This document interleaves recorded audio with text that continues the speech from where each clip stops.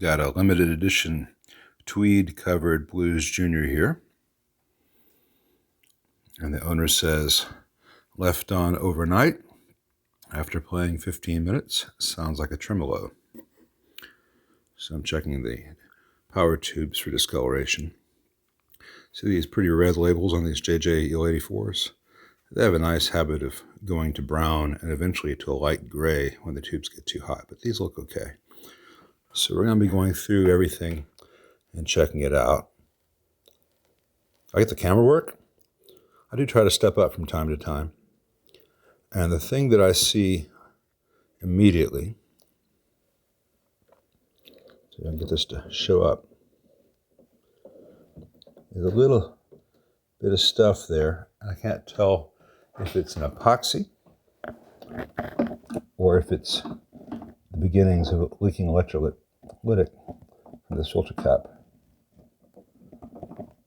Until I hear it, I'm going to say epoxy, because it's not flaking off like electrolytic would. But that is a common thing to have happen in these amps, is just the caps begin to leak. Now, they can be bad without visibly leaking, but usually they do you the favor of showing you. Continuing the tour, the solder joints on those output jacks, or the output jack and the foot switch jack, look okay. There's a factory repair in here on the cathode. That's pin 3. And there's some slight circling. Let's see if I can show you. Look right there. Like a not quite broken solder joint that wants to break. I'll keep an eye on that.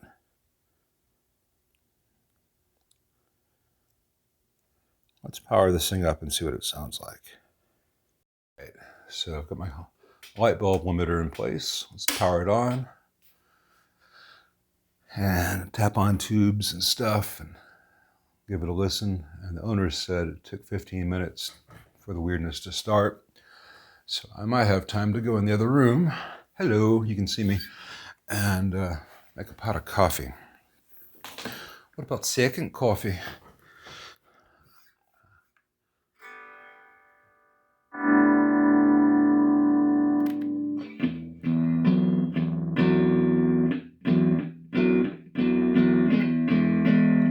That is the sound of the output section not working right. That's the sound of half the output section working. I've got the volume at 3 here.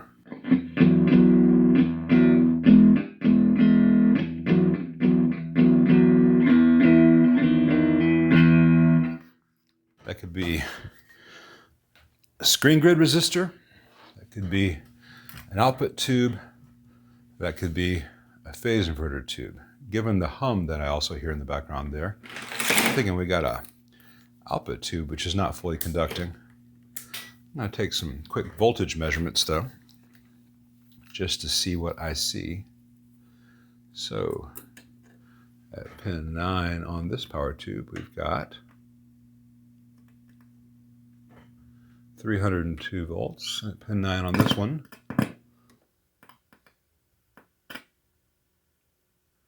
307. Let me move the camera to the side. And when I measure that voltage, things got better, but we have the proximity of this wire throwing things off. Let me check the plates.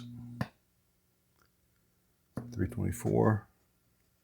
324. And the grid, negative 13.6. So I can reach this one. All right, so the voltages to the output tubes are correct. First thing I'm going to do is move these ribbon cables away from that blue wire. And the hum's gone, so that's good. So may not necessarily be a bad output tube. And we've got voltage at both the screens. And the screen grid resistors look okay. They're pretty crappy in the Blues Junior, but they look all right. Let's see if the sound is still wonky now that the ribbon cables are a little bit farther away from that blue wire, which I've discussed in a previous video.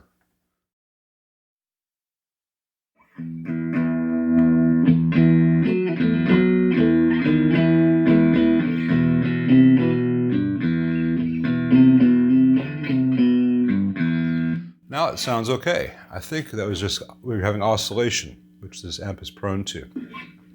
And you can put a bypass cap across one of the plate resistors on the phase inverter as necessary.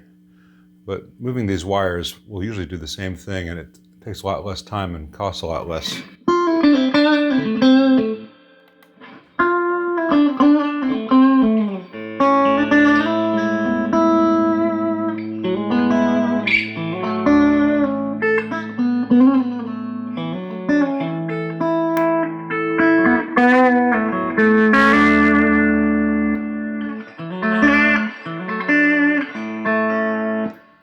Bright little suckers.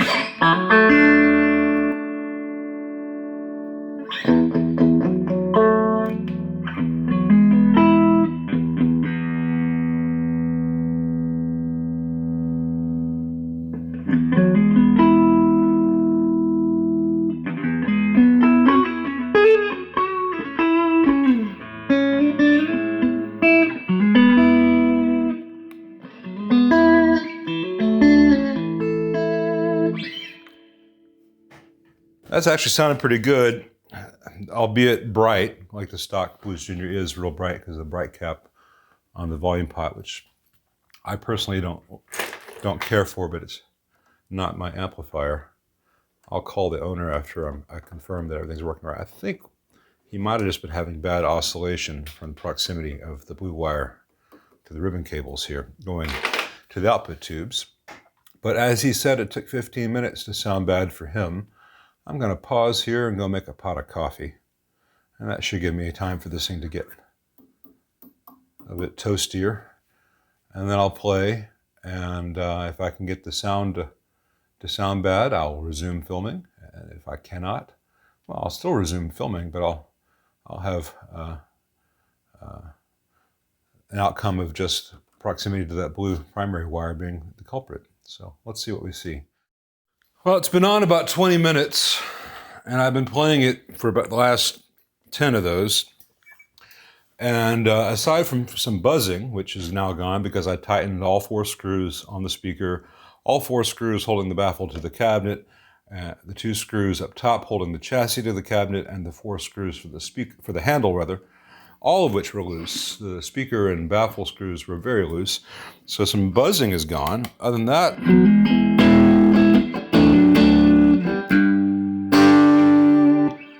it's sounding quite healthy. And you know, what I do when I'm not playing for the world is I practice things I can't play.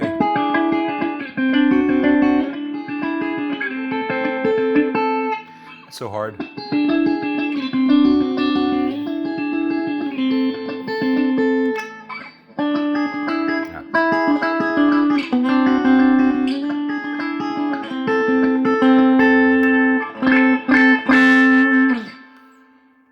But aside from my my finger picking absolutely sucking, the amp is sounding quite nice other than being too bright.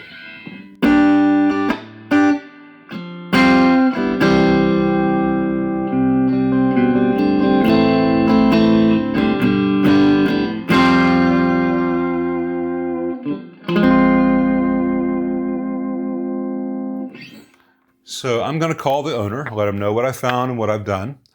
And I'd like his permission to both do my standard bias cool down mod for these, make these output tubes last longer, and the amp will actually sound even better.